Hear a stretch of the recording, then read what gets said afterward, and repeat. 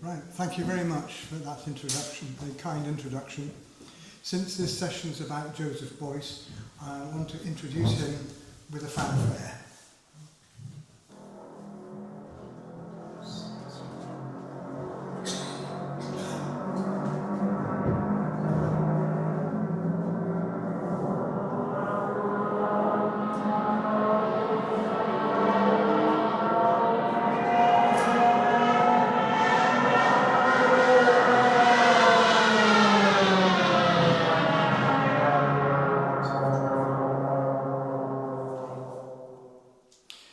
That is the sound of the Jericho trumpet.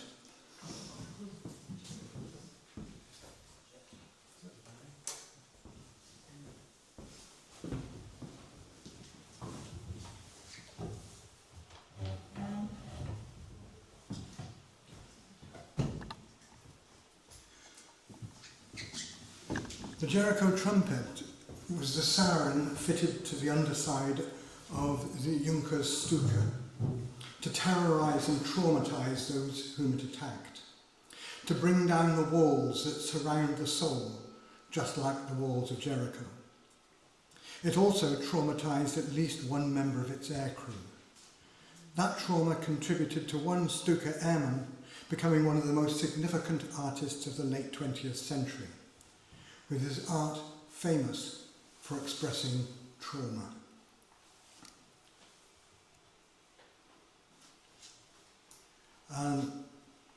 It was at Richard DeMarco Gallery in Edinburgh in 1973 that I first met Joseph Beuys. I just presented an installation and performance piece called Equation Equals Equation on the freedoms and constraints of language. A day or two before I started, I heard DeMarco say that Beuys had just announced it was no longer to present an action or performance. DeMarco made much of it, and I decided my best response was to ignore it. I went ahead. Shortly after I started the performance, Beuys walked in and sat on the floor under the windows. Equation equals equation, the closest I could come to an unequivocally true statement, lasted about 2 hours. Joseph stayed to the end. After the performance, when I'd removed the mask I'd been wearing, Richard introduced me to Joseph. He shook my hand politely, but when Richard explained I was the artist he'd just been watching, his face lit up. "You've just proven it is still possible to make actions," he said. And Richard DeMarco took this photograph at that moment. You can tell which is Joseph. I'm the fellow on the right. And the tall fellow behind me is Sandy Nairn, well known in the museum world, and his partner Sally Holman. Next day I attended Beuys's 12-hour lecture, a homage to anarchist Klootz. Klootz, like Beuys, had been born in Kleve. Klootz, the first proponent of a world parliament, was an advocate and then a victim of the French Revolution. The following photographs are of my performance, Equation Equals Equation. Beuys's format appeared to be that of a conventional lecture, with him tracking his thinking on blackboards. But it soon became apparent that he was playing with the format, just as one might explore the plasticity of clay in modelling a sculpture. He seemed theatrical in his physical gestures, which at times resembled those of an orchestral conductor. He was still performing. At one point, he spoke of the association of growth with an upwards direction, as in how plants grow. However, his diagram depicted a downward chalk line. This anomaly seemed unobserved to many. Someone asked him about one of his thumbs having been painted with metallic paint. That, he said, was lead, and it symbolised how he carried the elements with him at all times. The previous day, he'd told me he'd hurt his thumb with a hammer. Someone else asked about a patch of fur fastened to his sleeveless fishing vest. That, he explained, was a piece of the skin and fur of a hare.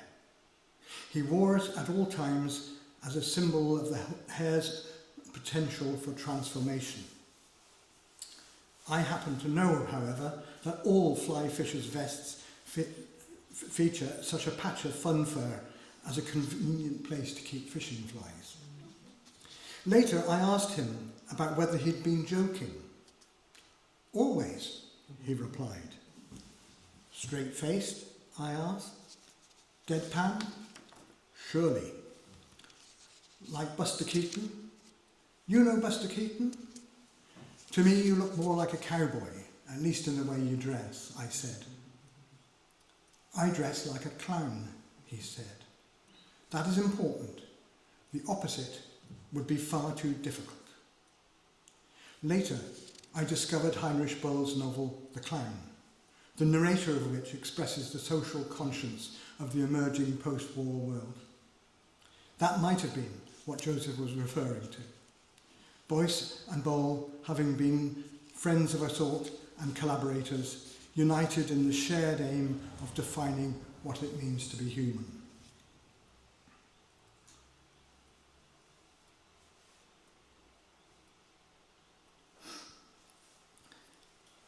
Walking without an aim didn't make me aimless. I had no idea where I was going as I strolled around the centre of Belgrade, the capital of Yugoslavia in the time of Tito. It was 1974, 1 year after Equation Equals Equation. This was the first time that week I had a few moments to myself, and I'd been looking forward to it. It was midday and the air was still. The sun was screened by an opalescent haze. I was perspiring. The lack of any guidebook suggested there were few, if any, foreign tourists in this communist country, and I happily made myself open to whatever found me. I'd been running myself ragged with my part of a group exhibition at the Studentsky Kulturny Centre. These photographs are of my piece. When not in the gallery, we seemed always to be in bars and restaurants, always indoors. My need for fresh air was a kind of excuse. I needed to get away from the false, high-energy self that I was capable of presenting from time to time. Halfway across a wide boulevard, the skies opened. The torrent fell like the contents of a swimming pool dropped on me. I was soaked instantly, and in an anxious rush, I ran for cover under the glass canopy of a department store. Out of breath, dazed and wet through, the first thing that came to me was my cotton clothes were clinging to me. They began to creep like a second skin that didn't belong. I would have taken my clothes off if that had been remotely acceptable. I breathed slowly to settle myself. The spectacle of the downpour was striking. Rain fell like stone slabs, crashing and shattering and splashing on the pavement. The percussive rhythm was like roaring waves breaking in a storm. I could have been on a boat. The ground seemed to rock and sway as if on waves. I looked at the sheltering crowd around me. So many were in old, drab-looking clothes that may once have been smart. By contrast, one stylish individual in crisp, bright white stood out. I recognised her. It was the wife of one of the artists in the exhibition. I was standing next to Eva Beuys, Joseph's wife. Agitated, I exclaimed how terrible the weather was, saying I'd never known anything like it. Eva greeted me with equanimity. She calmly said, Beuys says there's no such thing as bad weather, only the weather we have. Then she paused, more likely for emphasis than as an afterthought, and she added, as with the life we have. Her mid-sentence pause went straight to me. I was impressed. Silently, I felt inspired to complete what she was saying. And what we made of it, I thought. but I didn't voice that insight. Just one example of a shyness of which I've never been proud. I rebuked myself for not expressing that thought. A deeper conversation might have followed. Instead, I came up with some predictable nicety of small talk, now forgotten.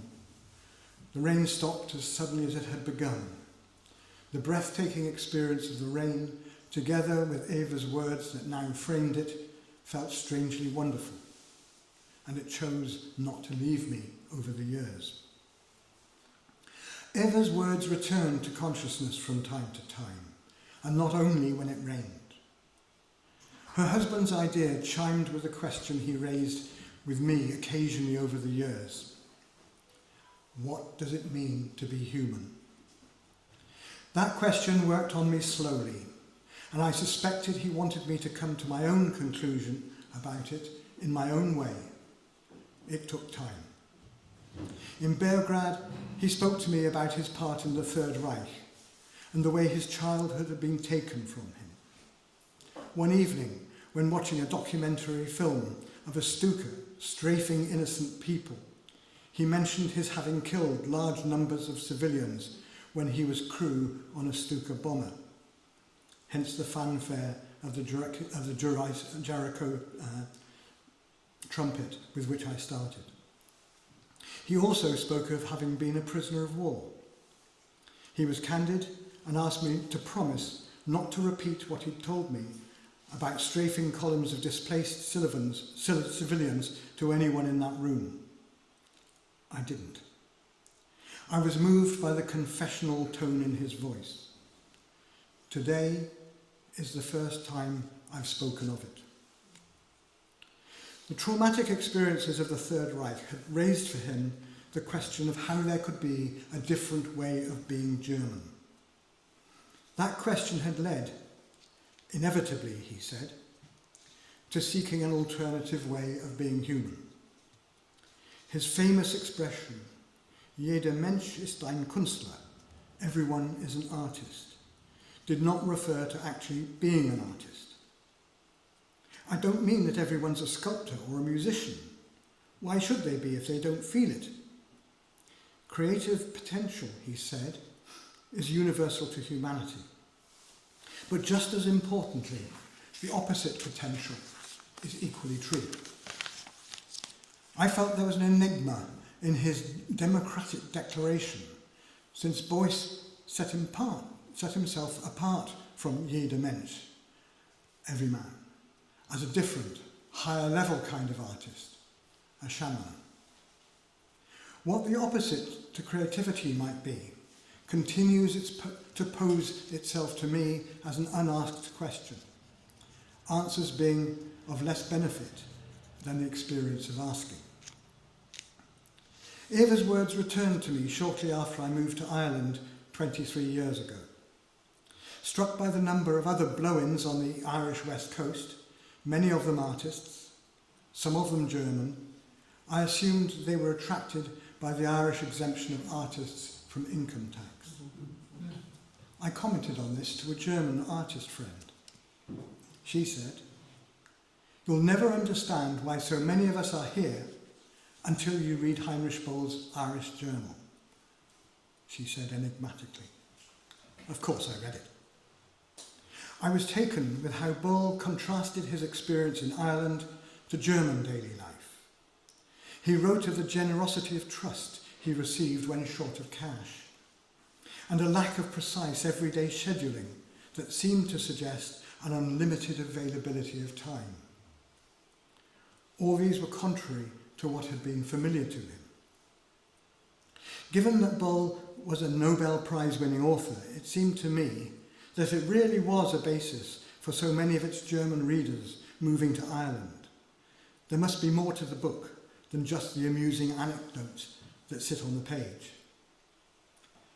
Then I came to chapter 9, quote, "The rain here is absolute, magnificent and frightening. To call this rain bad weather is as inappropriate as to call scorching sunshine fine weather." Bingo. Had Beuys got the idea from Böll, or was Böll echoing Beuys? I knew them to be close to some extent, as they had co-founded the Free International University, of which I was a member. Just as Beuys considered creativity as an alternative way of being human to that of the Third Reich, so, it seemed to me, Böll may have seen being Irish as his alternative. It also seemed that the rain might be complicit with that question of being human, and has remained with me, such as my series of drawings in praise of bad weather, one of 10 of which is on the screen at the moment.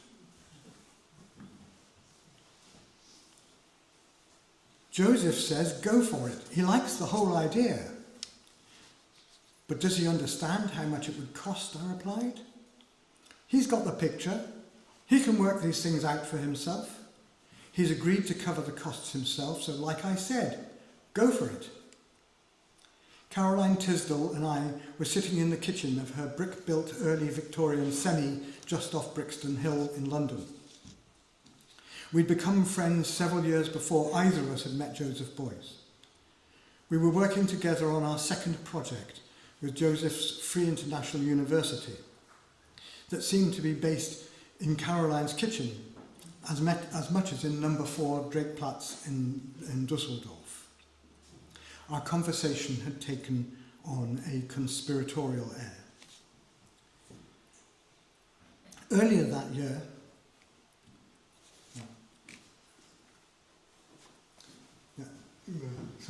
keeping track of these. Earlier that year, we'd been co-curating a Free International University exhibition of performance art under the aegis of the Welsh Arts Council. It was part of the programme of the Royal Nationalised Eisteddfod of Wales, located that year in Wrexham. We'd included Mario Merz, Janice Kunelis, Nigel Rolfe and others, and these photographs are of my performance. If the slides change, that is. No, they jumped. As with that other exhibition, there was a feeling that what we were doing could make a difference.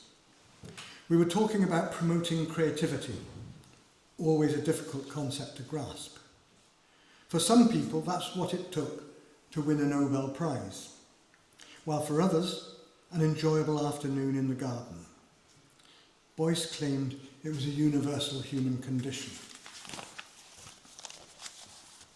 The idea I was promoting, to which Caroline had just given me the go-ahead, was an exhibition to be called Creativity and Institutions. This would explore the tension between these opposites as part of the Free International University's programme at Documenta 6 in Kassel, in Germany, later that year. The project would involve writing to every educational and training institution in Britain, not just schools and colleges, but also borsals and a training ship. I was keen to see what different institutions might have to say on the subject. Once the exhibition had been organised, it would be for me to take it to Kassel with Caroline's partner, Angelo Bozzola and Shelley Sachs, install it and lead discussions there. That Caroline would not be present at Documenta was something she mentioned, and I took it for granted that she had too many commitments in London. Only when I arrived in Kassel and renewed my acquaintance with Eva Beuys did I recognise the reality.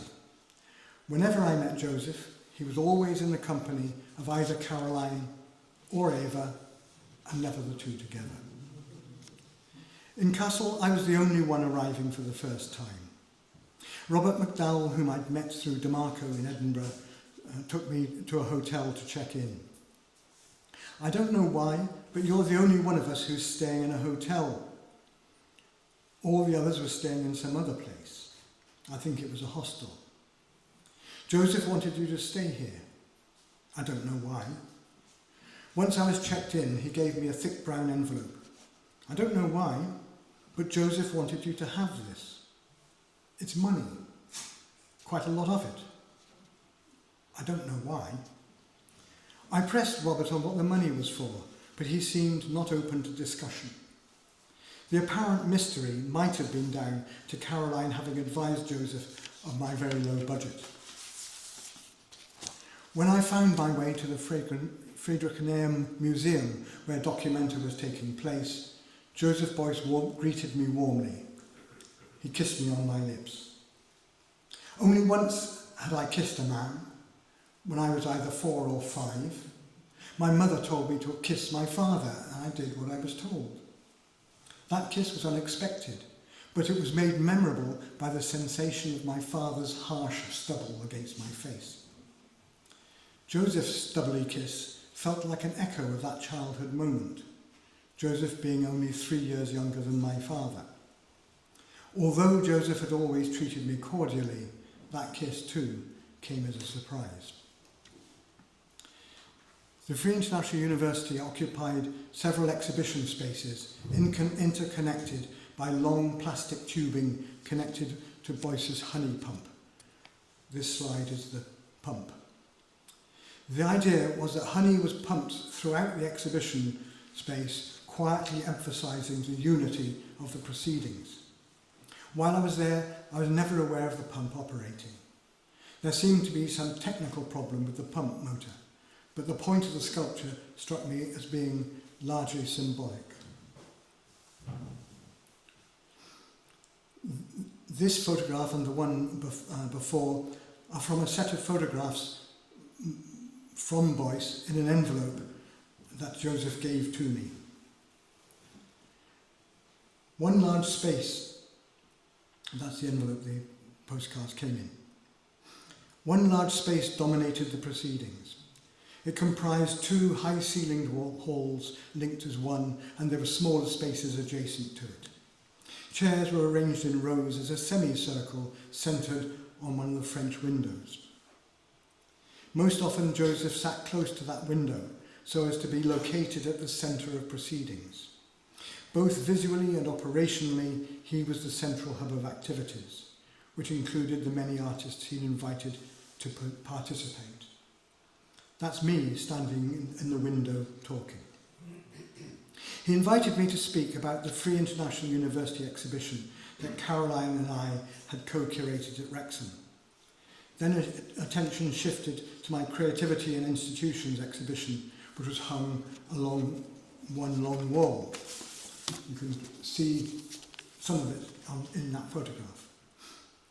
Joseph asked me to talk about the exhibition, outlining its overall theme and speaking in more detail about each of the 3 sections. I spoke in English, and it seemed that the majority of the large audience did understand me. Robert McDowell and Shelley Sachs kindly agreed nonetheless to translate for those that needed it. I explained creativity and institutions as representing 2 contrasts in tension. I discussed Chris Crickmay's contribution from Dartington College of Arts as stressing the social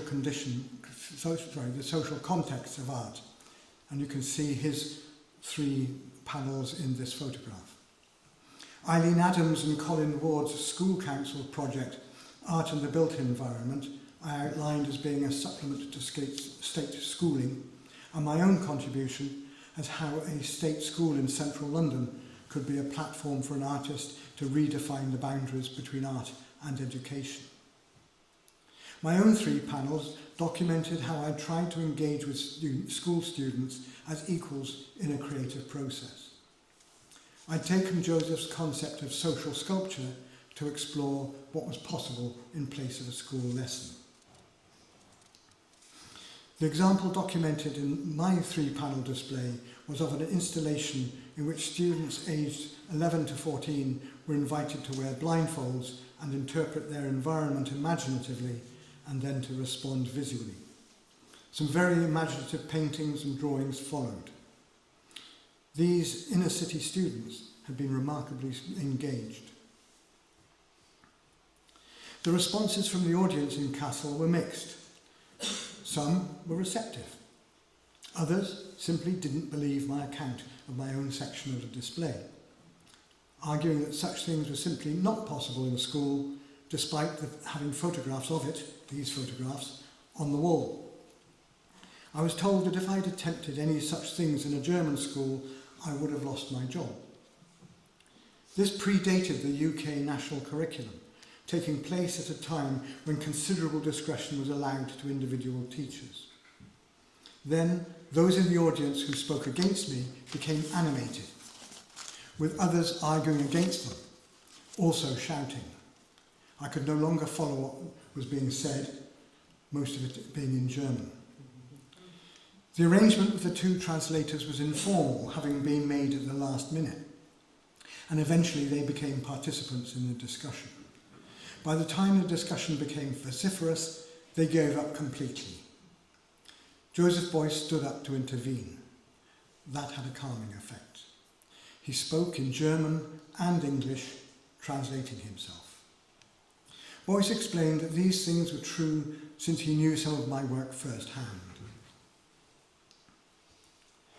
And it was documented on the wall behind him. Quote, "What is possible in one culture can be impossible in another," he said. In order to understand this man, you need to know that he's an artist, and a very imaginative one. But he's also something else. This man is a fox. His art is cunning. Then he lowered his voice so only I could hear. "From now on," he said, "I will call you Mr. Fox." Later that day, Beuys told me, it's not what you were saying that was important. What mattered is they were seeing the one who knows and does these things. They were seeing you speaking. It's you, not what you think you said, that they took away with them. What you mean when you speak exists only for you. You were a different person saying different things for each person present. Everyone lives only their own life. That is the only basis for sharing.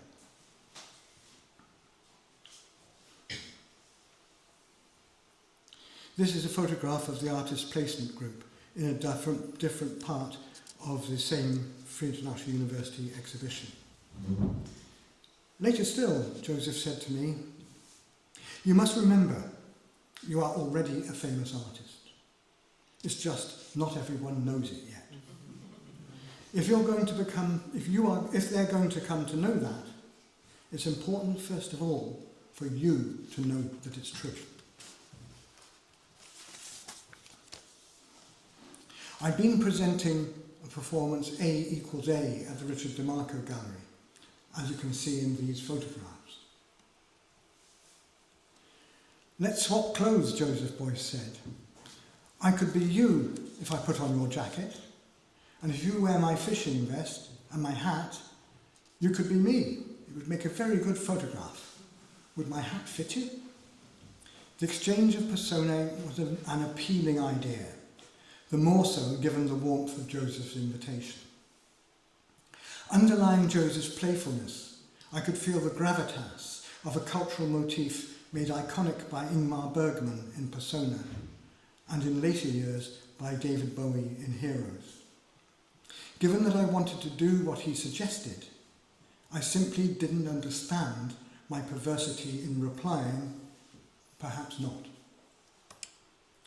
My welcoming and resisting Joseph in equal measure was one measure of the enigma that is charisma, the pull and push of the poles of magnets.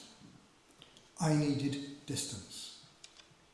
Perhaps by engaging both playfully and profoundly with many younger artists such as me, Beuys was making a kind of investment, ensuring he would be remembered well by the next generation, an idea to which I had already been introduced by Stuart Brisley. To think he might be pursuing self-interest by being engaging felt ambivalent, even uncomfortable. Whatever was or what was not the case there, had I agreed to that photograph, it would have done a great deal more for my artistic future than for his.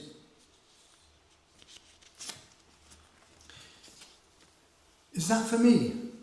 Beuys asked. He was looking at several small pieces of paper on which I'd signed my name, Tim Jones, as part of a project I was planning. He picked up one to look at it closely. "I could do better than that," he said. "Show me." He took a blank slip of my paper and pen and he wrote my name as Tim Jones, with 2 M's. Whether the misspelling of my first name was deliberate, I was unsure, but since it was the correct spelling for Tim Ulrich, I guessed it was. "That's good," I said, "but I can do your name even better." "Yeah?" I wrote Joseph Beuys on another slip of paper. "No, no, no," he said in mock irritation, and he wrote his signature on yet another piece of paper. "A symmetrical set," I said. "It needs a companion piece," he said. "Otherwise, do I get to keep this set or do you? 1 each, yes?" We both repeated what we'd written, and we each kept 1 set of 4 signatures. "Local or American?" the white-jacketed waiter said. "What brand?" The Italian man who was sitting with the Beuys family and myself in this smart Belgrade hotel restaurant knew no more than me about Yugoslavian cigarettes. "Bring me the best," he said. Now the photographs follow more of the piece that I did in Belgrade. "Or the worst," Beuys cut in. "You should always smoke the worst. None of them do you any good. You're going to die." "What would the worst be?" I asked. Beuys laughed. "Woodbines," he said. "You know wild woodbines?" "They were the first cigarettes I bought," I said, "when I moved on from stealing cigarettes from my mother. They were the cheapest. Then I discovered Beuys, the most expensive, but that's what comes from saying too much of Jean-Paul Belmondo in Jean-Luc Godard films." "Most cigarettes come in packs of 20, Beuys said. "We were given woodbines in a pack of 10 and told to make them last." "Where did you get those?" "That was in a British war prison camp." While Joseph and I were joking about cigarettes, the Italian had resolved the conundrum of cigarettes, and he was peeling the cellophane off a pack of Lucky Strikes. I felt Joseph was treating me like a member of the family, having invited me to join him, his wife Eva, son Wendell, and daughter Jessica, and the Italian gentleman about whom I knew nothing. There was a warmth in the conversation that went beyond the joking. I felt it as a kind of communion, a gift. This charisma is a quality mentioned by so many who knew and wrote about Beuys. Whether this was a characteristic he was born with or something he acquired was a question that, having risen in my head, stayed with me. Only years later did I gain insight into the source of charisma from Mannix Flynn, the Irish actor, writer and politician. He'd been subject to appalling child abuse in one of Ireland's industrial schools, then in a detention centre, and finally as a child in an adult prison. Having told him how he reminded me of Joseph Beuys's charismatic warmth, he told me of post-traumatic charisma as an alternative to post-traumatic stress disorder. There was a choice, he said, albeit a subconscious one, just as there can be with flight or fight responses to a threat. This seemed to offer insight into Joseph Beuys's responses to his wartime trauma and that of his nervous breakdown afterwards. Beuys spoke openly about the traumatic effects of the Second World War, his installation, Show Your Wound, being made soon after this time. However, I'd not recognised tragedy as the source of charisma, the gift of the gods in Greek mythology. I discovered the identity of the Italian as the art dealer Lucio Emilio, from the American art critic Barbara Rice, one of the critics present in Belgrade. While she and I were friendly, I didn't see her and me becoming close friends because I felt no magnetism. I had no idea whether she had any feelings for me. Such friendship as we did have came to an end when, in my absence, she got the key to my hotel bedroom in Belgrade to steal my bottles of Powers whiskey, which I'd earlier shared with her. She left the empty bottle and the remains of a packet of crisps scattered around my hotel room. The moment I mentioned the whiskey was missing, she admitted to having drunk it. I said she could have asked first, and angrily I insisted she replace the stolen whiskey with a bottle of local spirit. She didn't see the need, and she insisted my anger was out of place. The next day, Barbara told me that Lucio Emilio was an art dealer and that he'd been quizzing her about me. Beuys had recommended me to him as an artist in whom he should be interested. She said, Lucio said he was thinking of promoting you, but I put an end to that. This was an obvious consequence of how I'd respond to her drinking my whiskey. I told him, you were nothing, she said. No one liked you. No one even knew who you were. In short, you were a person of no significance. You hurt me. Ruining your career was pretty good revenge, wouldn't you agree? I didn't know what to make of what Barbara was telling me, knowing nothing of Lucio Emilio's standing as a gallerist. I discovered much later that he was one of the art dealers most responsible for the promotion of performance artists in the 1960s, through to the 1990s in Italy, with him having promoted Marina Abramovic as well as Beuys. The contrast of Joseph's friendship and Barbara's antagonism could hardly have been stronger. However, they were equally notable in the strength of feeling expressed. Joseph's charisma, as with his art, came out of his trauma, which he acknowledged as a source of his art. I didn't know enough to speculate on Barbara's hostility, other than to feel it came from something unhappy and unfinished. Perhaps she had her own trauma. 3 years later, I learnt of Barbara Rice's death at the age of 38, said to be due to heavy drinking. When I heard that news, I felt I could choose to see her death, her early death, as a retribution, if that's what I wanted. It seemed more to the point to let the sad news pass me by. On reflection, I saw such a choice was an illusion. Okay. And what I got from Beuys was